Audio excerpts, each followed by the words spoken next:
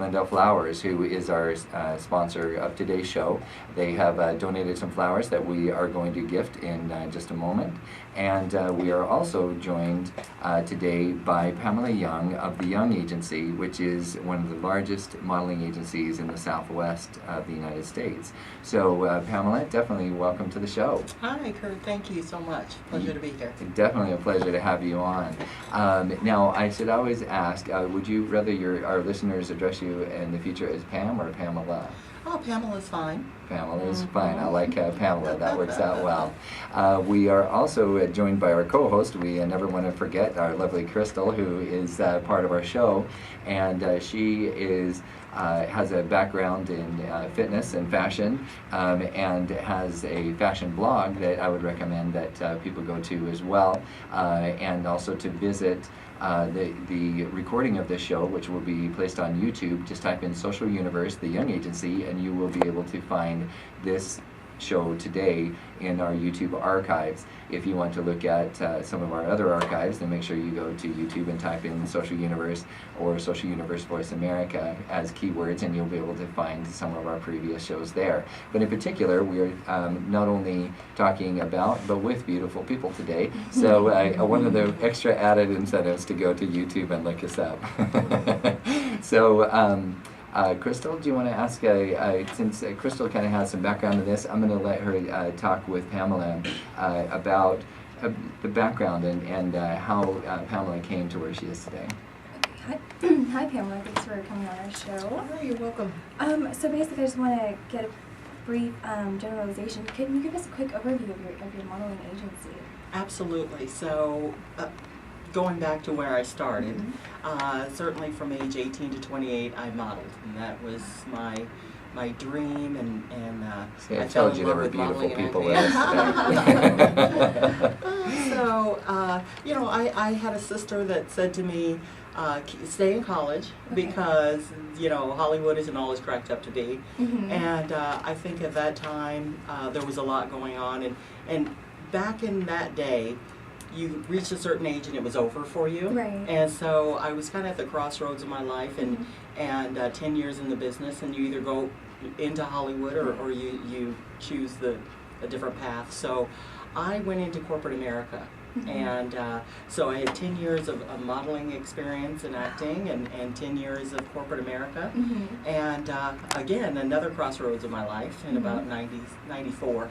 And I took an early retirement and just wrote a list of the things I love to do, which are wear makeup, dress up. Right.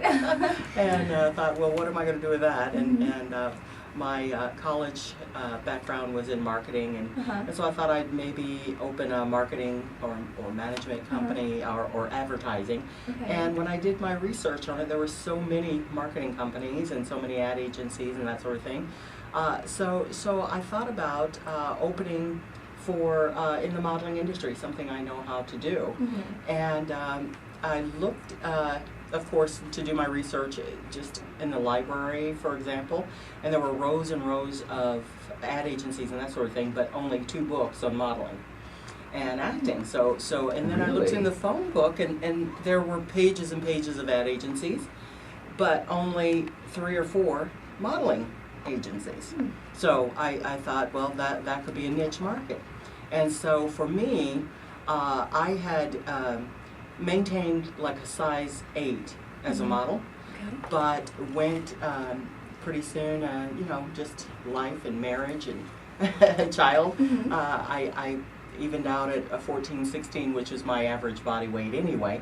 So I saw there was a niche for Models Plus International, which became the parent company, and how I got into the market without a competitor, so to speak, because no one was addressing that market.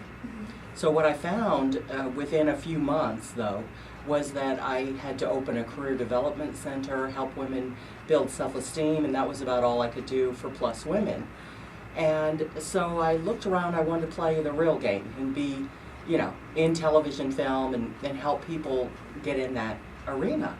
So what I did was keep the career development center, because I'm all about empowering women and building self-esteem and that sort of thing. But I looked at Ford agency, and Eileen Ford, how she had opened that. And so I said, well, we'll go with the Young agency. And so we became licensed and bonded. We represent size 0 to 8 women, men, teens, kids. In 2005, we opened our Latin and baby division.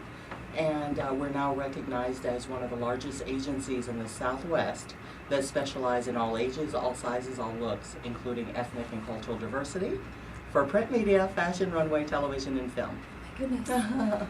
So it sounds like if you're looking at getting into modeling, but say to yourself, I'm not 6'1", and but I want to have a niche, then call the Young agency. Absolutely, and that's what I love that we do different, is that I felt I really didn't want to be judgmental when people walked in. I just wanted to serve them and see what they wanted and what the needs were in this industry. And so I opened my doors in 1996, which was before the internet, actually. And so what happened was we had a chance to become the largest by allowing people who wanted to be in the industry and find where they fit. So we became more like a department store, if you will, because our competitors work within a niche market.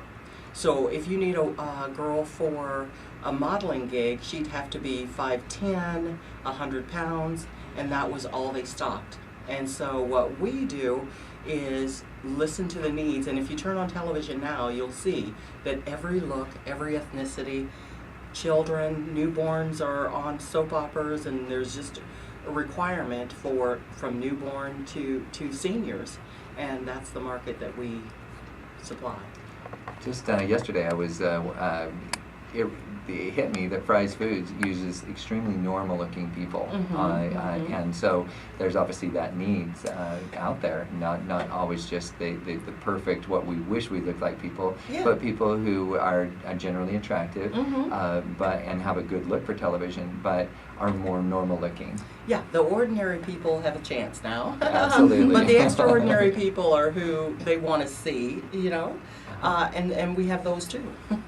Absolutely. Yeah. So that's great. Now we're getting a little bit closer to break, and when we come back, if anybody is wanting to know, who is Pamela exactly? We've learned about the Young agency, but a lot of people want to know a little bit about the founder. We all like to.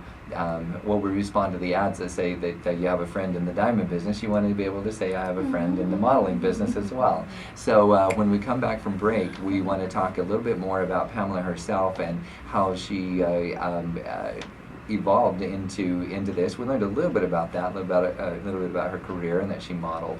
But we want to know a little bit about who is Pamela herself.